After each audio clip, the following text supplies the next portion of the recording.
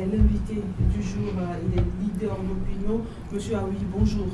Bonjour Madame Anita. Ça fait un bon moment. Oui, un moment naturellement. Merci à vous d'avoir fait le déplacement. Merci, c'est moi qui vous remercie pour l'invitation.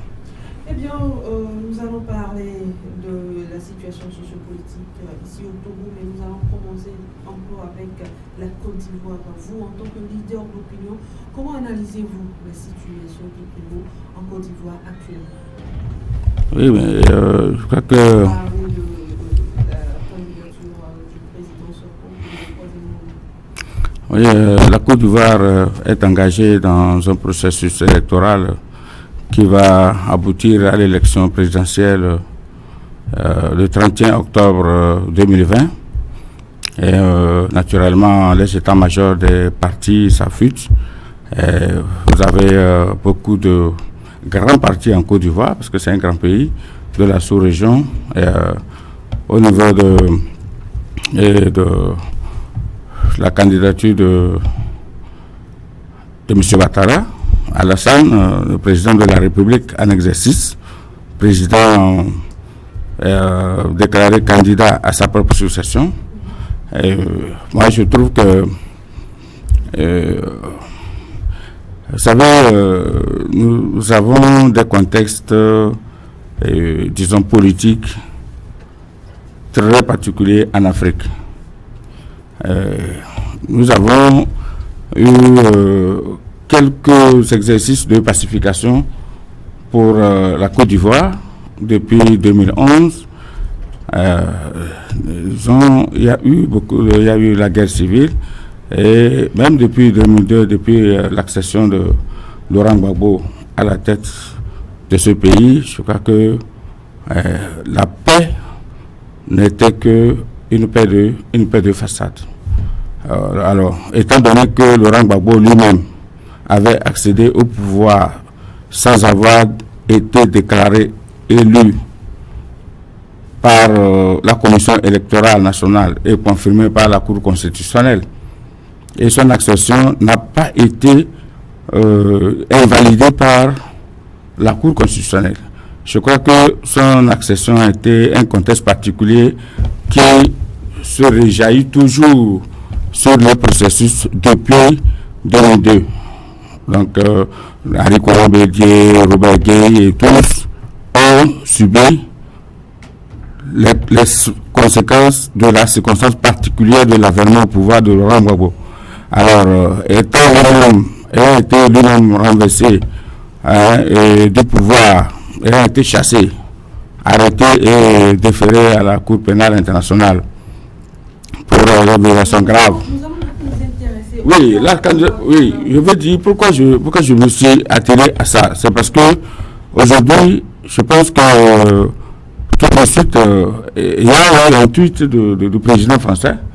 Je pense que la diplomatie française, vous connaissez la cellule française, la cellule de l'Élysée. La cellule Afrique de l'Élysée. Ce qu'on appelle en France, à l'Élysée, au palais de l'Élysée. Ce qu'on appelle la cellule Afrique. C'est une cellule très active encore dans la colonisation politique. Donc, et la France continue de placer ses amis, mais je crois que l'élan est un peu différent. Si aujourd'hui Alassane Ouattara est encore déclaré candidat, lui, il a des circonstances de fait qu'il présente comme un cas de force majeure. Son parti a parlé de cas de force majeure. Et il faut que les constitutionnalistes ivoiriens décryptent leur constitution pour savoir ce que représente la force majeure dans certaines décisions politiques importantes.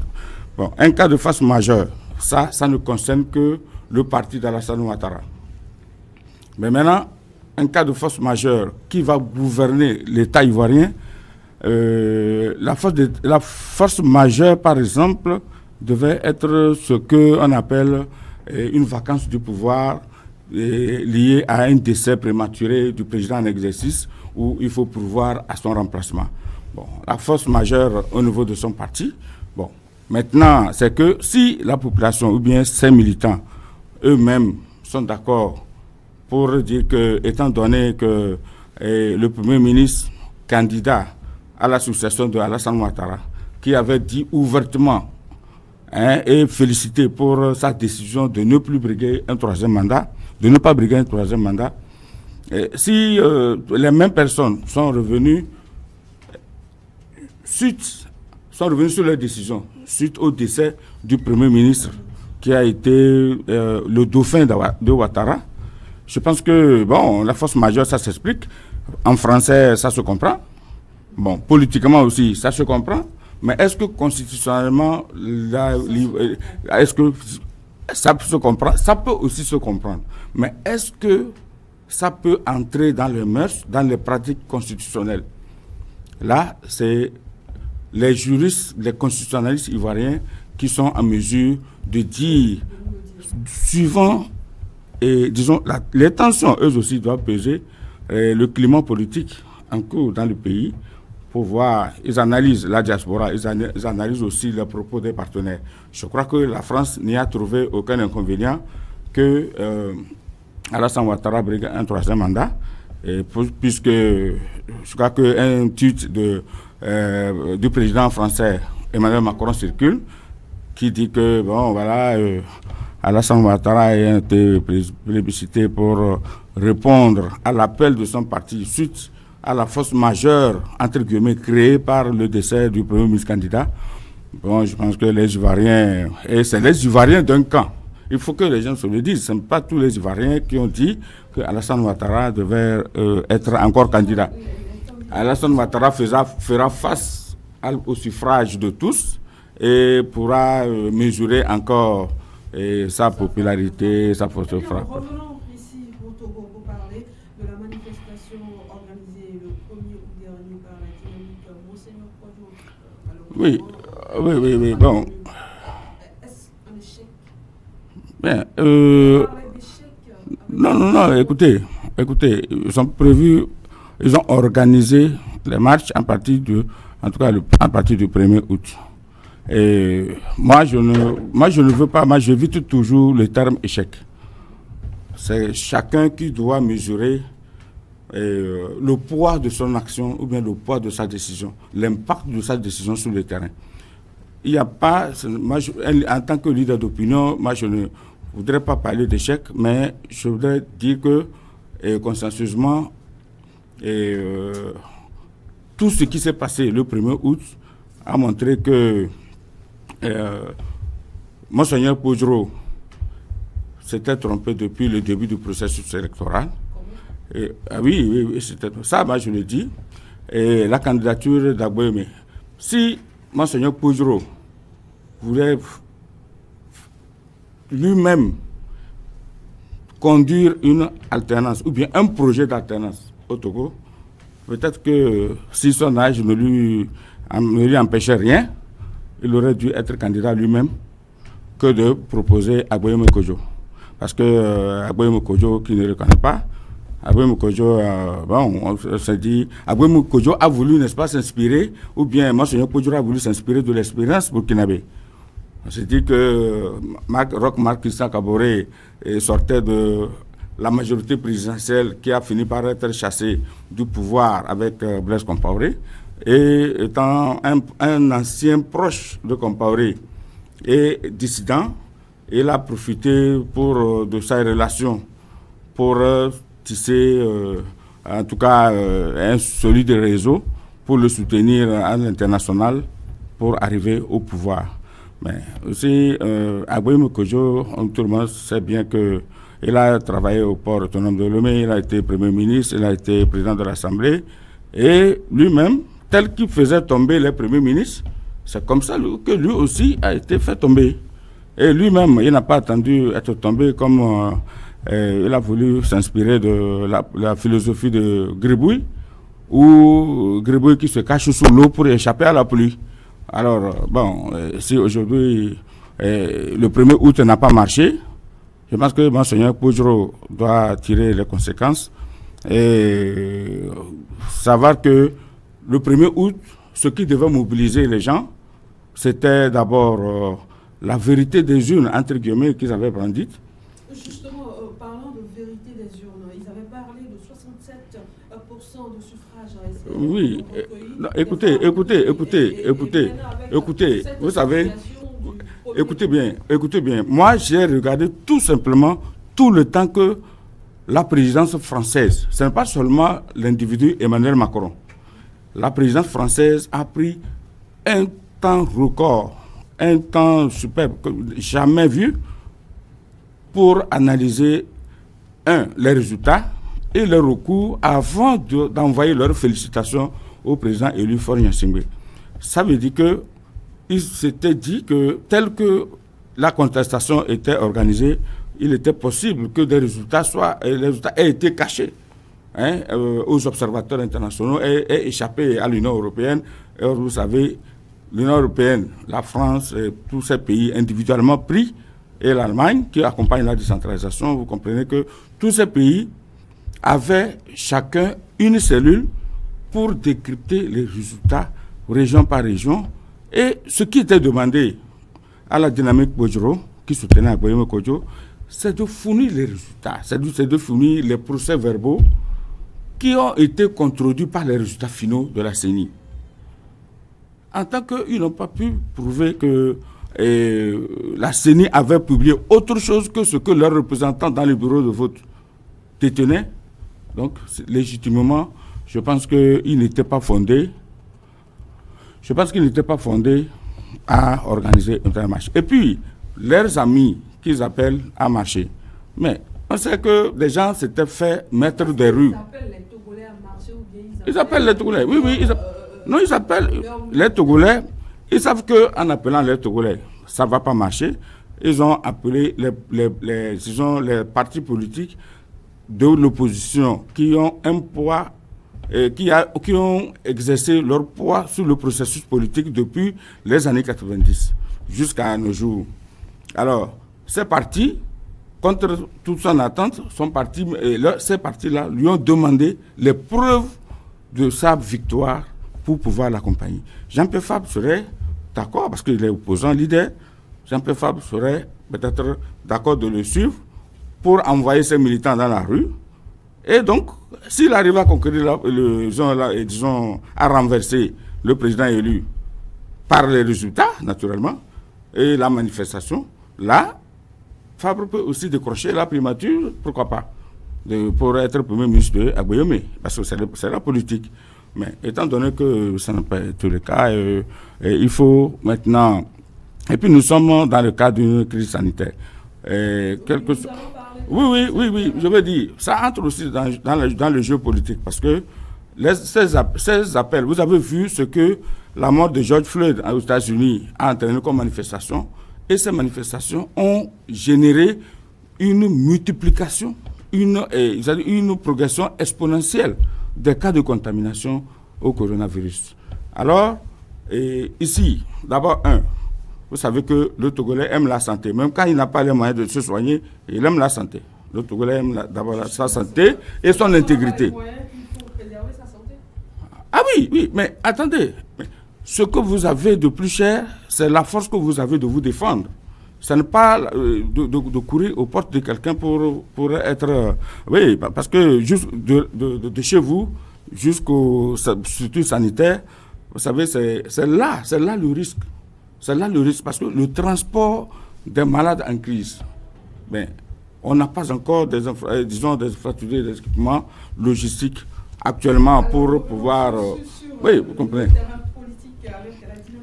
Oui. Avec tout ce que vous venez de dire, est-ce qu'on peut estimer que nous arrivons à une fin, entre griffes, une fin politique pour Agboyeme, pas pour la dynamique? Comme je l'ai dit, moi je veux toujours mettre chacun devant sa responsabilité. Je ne décrète rien, je n'ai pas la force discrétionnaire. Et eux tous savent ce qu'on appelle le pouvoir discrétionnaire. Mais c'est un seul appel que je voudrais lancer aux leaders politiques, y compris à Agboyeme lui-même et son mentor, Bojoro. Et ce qu'on appelle les institutions de la République il n'y a pas autre moyen, ou bien il n'y a pas autre énergie à déployer que l'énergie pour défendre les institutions de la République. Parce que lorsqu'on aspire à les incarner demain, c'est qu'il faut les défendre aujourd'hui. Si vous bousculez par la force des choses, comme ils sont en train de le faire, et quand on arrive en crise, c'est qu'on va finir en crise. Alors, moi, c'est une leçon simple, ou bien un exercice simple que je leur demande. Abouyeme Kodjo aurait dû, depuis que les observateurs de l'Union européenne, toutes les cellules secrètes qui ont travaillé, les cellules européennes, les ambassades des États-Unis, laisser ce qu'un ambassadeur, un ex-ambassadeur indépendant a voulu dire de façon individuelle. Mais tout ce que ces représentations diplomatiques ont décrypté autour de ces résultats devait leur permettre à Abouyeme Kodjo de dire, après analyse de toute la situation qui a prévalu et de difficultés de représentation dans les centres de vote et dans les bureaux de vote, et même de l'intégrité des représentants qui étaient douteuses de sa part dans le bureau de vote pour le compte de son parti. Et c'est que Abouyeme sait bien qu'il a mis des partis dans des bureaux de vote qui n'ont pas voté pour lui. Il le sait bien parce que si vous prenez tous les représentants de Abouyeme sur le territoire, vous allez constater que les seuls représentants et ces observateurs sont à peine le suffrage qu'il a été obtenu. Ça veut dire que il y a des gens qui l'ont représenté et qui ne l'ont pas voté.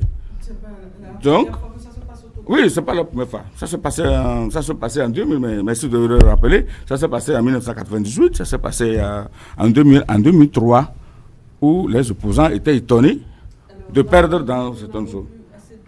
Alors, oui, mais on n'a pas assez de temps. Moi, je pense que si aujourd'hui un leader politique veut prendre ses responsabilités vis-à-vis de la situation du Togo, aujourd'hui on est, comme je le disais, à une progression inattendue de la contamination dans le pays, et c'est la force des migrations.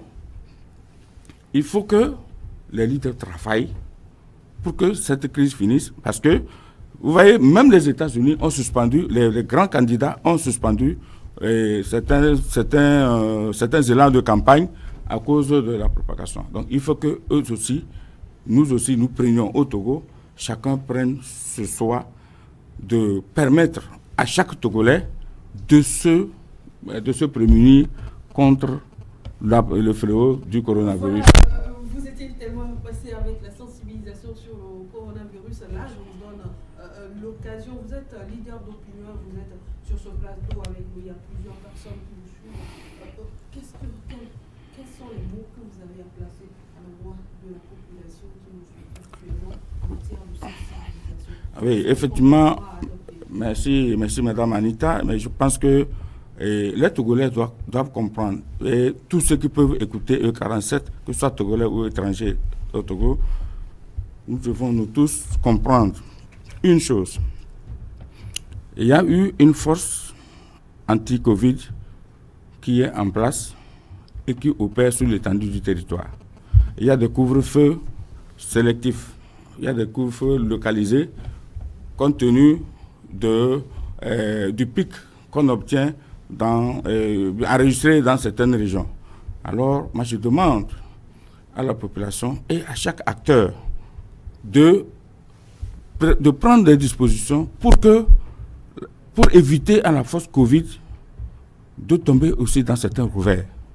Parce que lorsque nous savons bien que sur les axes routiers, c'est bien donné public que les forces publiques et les forces de défense et de sécurité sont déployées. Si c'était un processus électoral, on allait dire que les militaires sont sortis dans les rues pour matraquer la population. Mais tout le monde sait que les forces de défense et de sécurité sont là aujourd'hui pour empêcher, pour limiter la propagation.